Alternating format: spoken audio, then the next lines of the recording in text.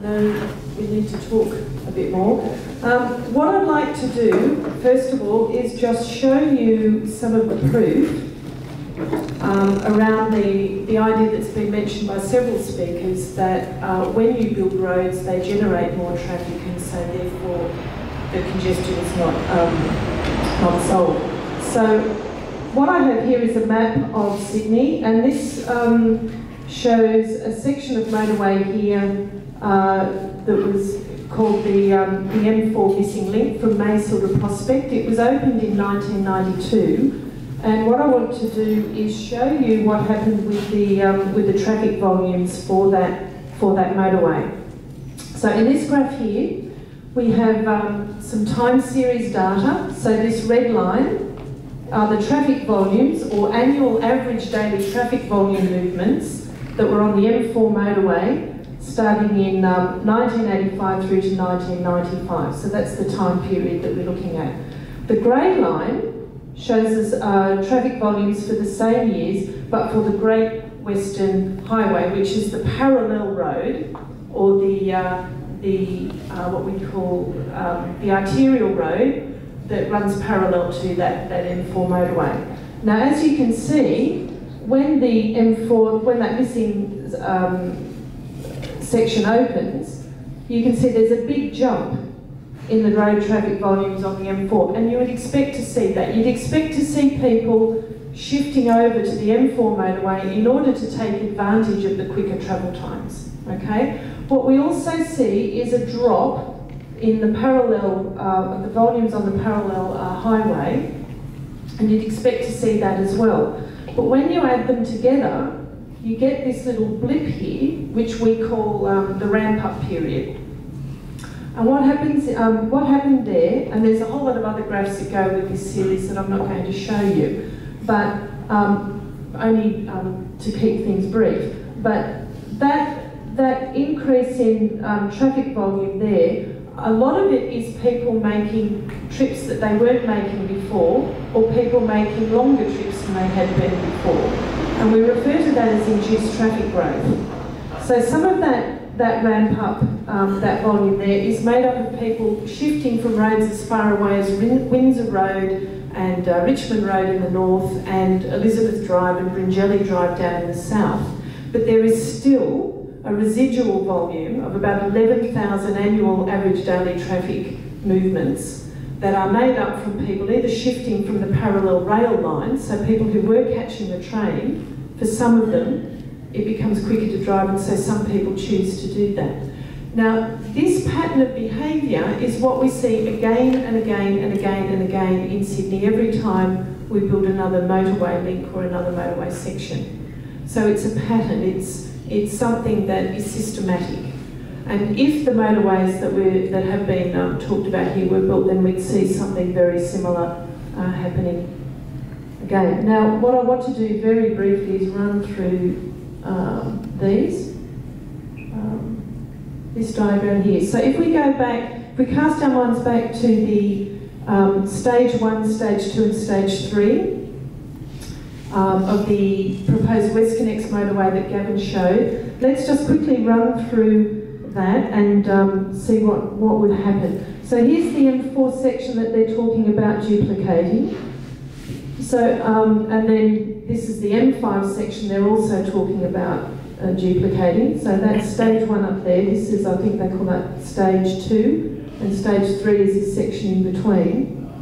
So if they widen the existing section, which comes out at around Stratfield, then what they're doing is they'd be inducing traffic growth through that period, for that period, and they would dump that traffic onto Parramatta Road.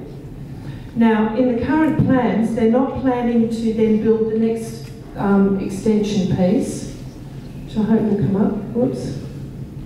The next extension piece through here. They're not proposing to build that until 2 years after, or that wouldn't open for about 2 years until after they put the expanded section in. So what they want to do is induce traffic growth with the duplication on the existing section, then possibly have it go onto this section here, but there's a catch.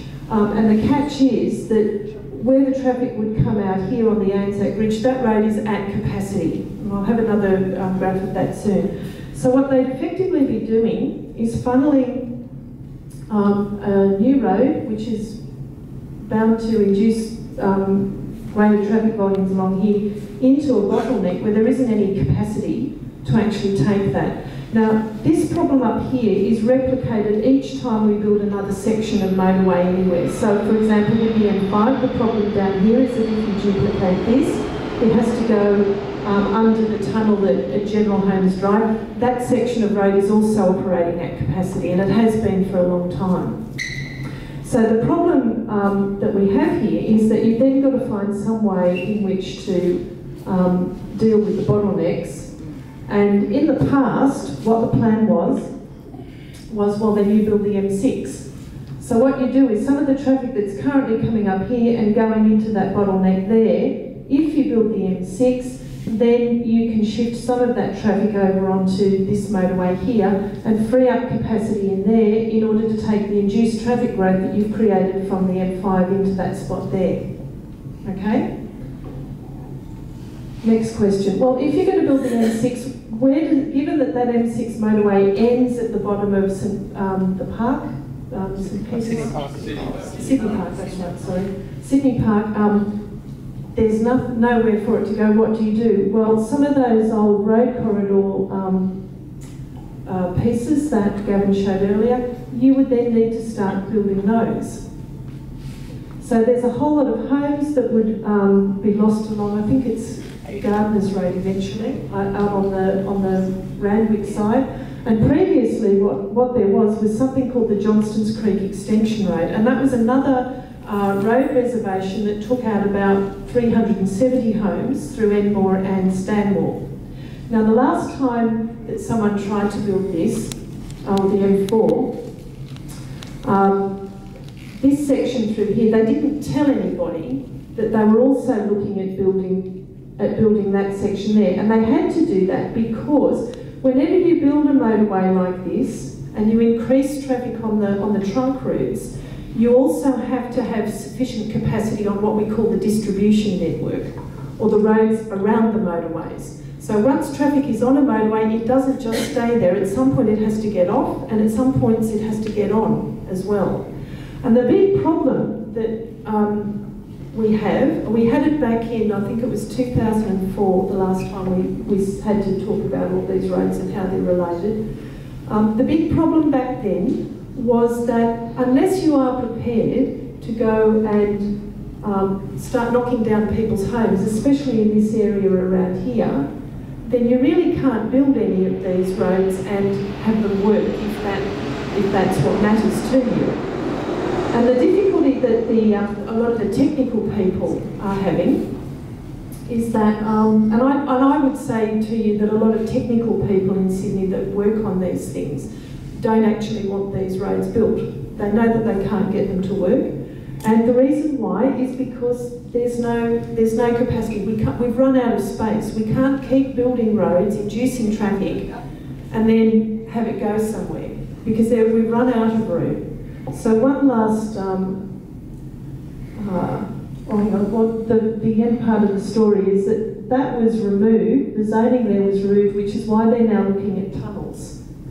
But the problem with the tunnel is that, okay, if it's got traffic in it, it doesn't stay there. At some point it has to come out. And so this is why the issues about off-ramps and other roads coming off, and it's all just growing like topsy. It's happening for this reason, that there isn't the capacity in the rest of the road network. Last slide. Going back to the point I was making earlier, these are these two choke points here. So this road here, or Anzac Bridge, that's been running at around about 120, 130 annual average daily traffic movements since about 2002. That's over 10 years now. So that's been at capacity for a long time. And it's not changed. What happens is the volumes just get there and then they just sit there. It doesn't turn into gridlock, it just reaches a capacity. People don't willingly drive into gridlock if they know that's what's going to be there. They go and adapt, they do something else, they catch the train, or they take another form of transport that's going to be quicker for them. And similarly down here, the ceiling capacity there, they've introduced tidal flow arrangements, as you would be familiar with, and that's what it's been sitting on since about 2005. And it really hasn't budged since that time. So this is the dilemma that everybody faces. And when you've got governments proposing more motorways like it's going out of fashion, there's a lot of us that are just sitting here going, oh, what do we do? These people are really quite mad. And I think the only solution to that is, as has been suggested by a lot of people tonight, you have to get up and protest. That's the only thing that stops this kind of madness. Final point. Road speeds generally, there's something within traffic engineering that we refer to as the Moggridge conjecture. And what it is, it's a principle. And that is that average road speeds are determined by the speed of the public transport network. Why? Okay, here's the rundown. So roads operate to what we call a variable speed. Okay, and the reason why is because the speed of a road is determined by how many cars, how many people have chosen to get on that road. So roads are a form of transport where we as individuals are the operators of that transport system. Public transport is different. Public transport operates to a fixed speed. It operates to a timetable. Okay, and it does that because it's a shared form of transport. We all need to know what it's going to do so that we can make a choice to get on or not get on. Generally speaking, what most people do when they are making their travel choice, they're not choosing to drive their cars because they love their cars or some other thing like that. Most people will make their choice on the basis of whichever mode is quickest. That makes sense.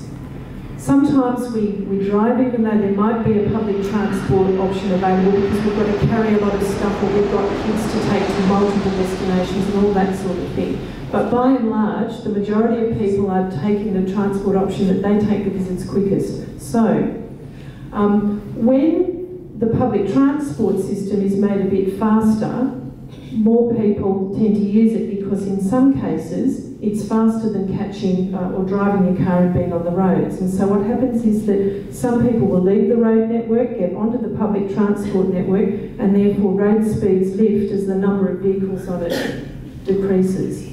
So when you increase speeds on the public transport network, the road speeds follow it. And similarly, when you make the choice, and it's very rare that anyone does, to slow down your public transport network, and Sydney is one of the few cities in the world that actually made that choice back in about 2006. Then what happens is that people leave the rail network, some of them do, not all, but some do, because sometimes driving a car is a bit quicker. And when that happens, then average road speeds slow down, and that is what also happened in Sydney when that choice was made. So I'll finish on that point.